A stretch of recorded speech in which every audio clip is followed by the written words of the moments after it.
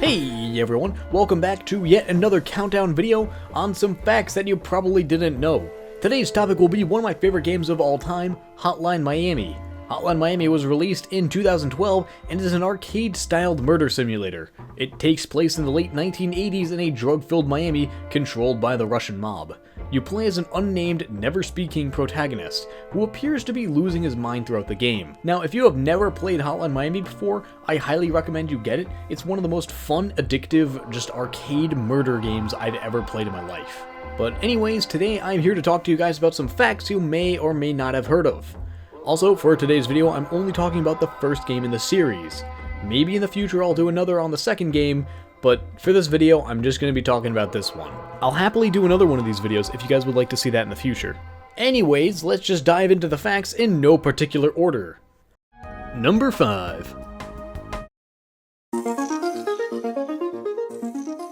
Hotline Miami is very well known for two things: its use of 80s style and its animal masks. Well, what if I told you guys that some of these masks actually had some pretty cool Easter eggs? The very first mask you receive in the game is a rooster named Richard. Many fans wondered, why is it named Richard? Perhaps it's the main character's name, or maybe just some random name they just selected. Well, it's actually a lot more simple than that. Another name for rooster is cock, which is a synonym for male genitalia. Another synonym for male genitalia is dick. A nickname for Richard is Dick. Thus, Dick the cock. Richard the rooster. Another more obscure reference is to the second mask in the game, Rasmus the Owl. This mask is a reference to Dennis Whedon's, one of the game's creators, younger brother named Rasmus, whose favorite animal was coincidentally an owl. So we kind of put that in there as a nice little nod to his brother. A slightly less obscure reference is to one of the most useless masks in the game, Phil. This mask, when equipped, translates the game into French, which for the longest time I genuinely had no idea why this mask was even in the game. It's a fish that turns the game French, and his name is Phil. How is that useful at all?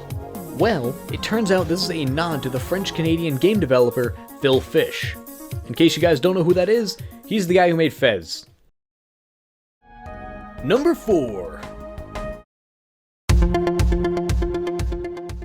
As stated earlier, Hotline Miami has this unique late 80s style to it. A lot of neon colors and drugs and cocaine, which this was actually based off the 2006 documentary Cocaine Cowboys.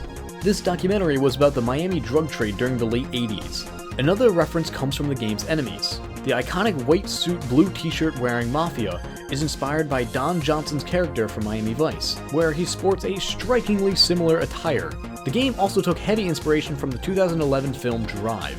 The main character's white coat can even appear on the floor in Hotline Miami. Number 3. Before we get into this next one, let me just say I apologize for this subpar footage. This was the only footage I could find of the original versions of Hotline Miami. In case you want to know where this footage was taken from, it was from an interview with Nigel, Lowrie, and Donation while they were talking about the progress of their new game, Hotline Miami. Everyone knows Hotline Miami for what it looks like nowadays, but did you know the original build of the game was entirely different? Originally, you started the level in the bathroom, and it did not have this 80s style at all. It originally had a very heavy military theme, and even retained grenades that are absent from the final version. However, this build was very slow and choppy, completely unlike the Hotline Miami we know and love today. The next playable version had the aesthetics of the current day Hotline Miami, but it lacked animal masks, and it heavily relied on walls that you could shoot through more so than the final version. These walls are still in the current game, but are only really used in one level, Overdose. They do appear as bathroom stalls here and there, but for the most part they aren't used all that much. The reason they're not used later on in the game is unknown, but if I had to put a guess, I'd say is because it made the game more methodical than it was intended to be. Number 2.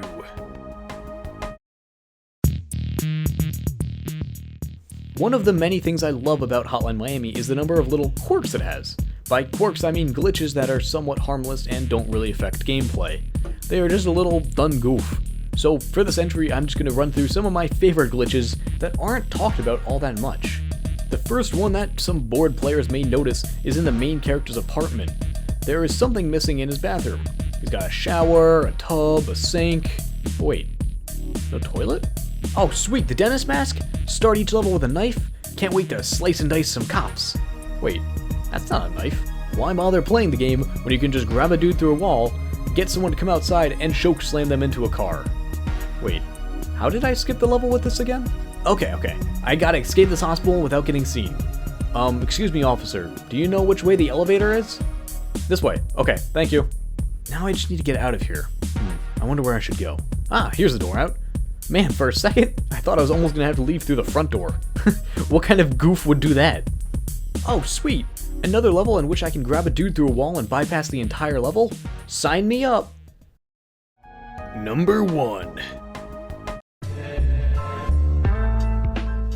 Finally, this last one is a fact some of you may know, but I think most of you guys didn't know this, so here it is. Did you know that Hotline Miami has a fan-made game called Super Hotline Miami? This game plays a lot like how you'd expect. It's Hotline Miami, but time only moves when you move. This is a short little browser game, but it is still very, very fun. It does not have the amazing music that Hotline Miami does, nor the astounding visuals, but it is definitely a fun little game to play every now and again nonetheless. Another fan game that some of you may have heard about is called Midnight Animal. It's basically a grim, depressing version of Hotline Miami that's not set in Miami, or the 80s. Wait, how is this Hotline Miami? Oh, actually, never mind, there was just an update, and it seems they made it anime styled. Oh. Anyways, that's going to do it for this video. Is there a unique fact I missed? Would you like to see more of these? If so, let me know in the comments below. As always, I hope you guys have a swell day, and peace out!